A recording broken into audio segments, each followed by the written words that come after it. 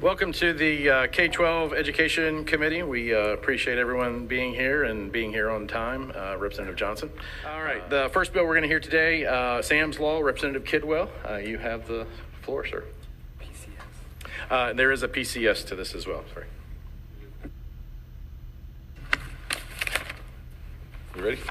Thank you. Thank you, Mr. Chairman, committee.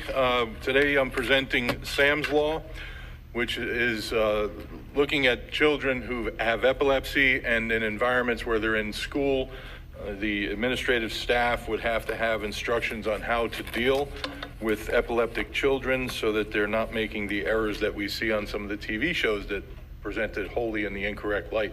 I'm hoping the third time's the charm. We've run this bill several times previously, went very well through the House each time, and went over to the Senate like a lot of other bills. Plug your ears, Senator. Went over to the Senate to die like many other good bills that we run through the House. So I stand for any questions.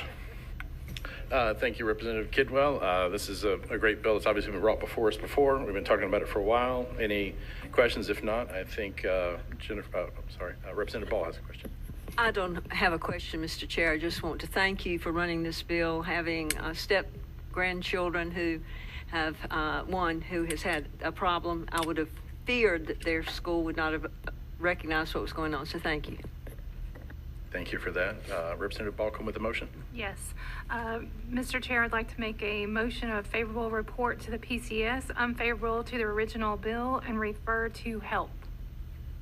And with authority for staff to make technical changes with a referral to health if necessary? Yes, sir. Okay. That's what she said. That's right. Okay. Any questions, comments? No? All those in favor say aye. Aye. All those opposed? And the ayes have it. Congratulations, Mr. Thank you, Mr. Chairman. Thank you, committee. Thank you.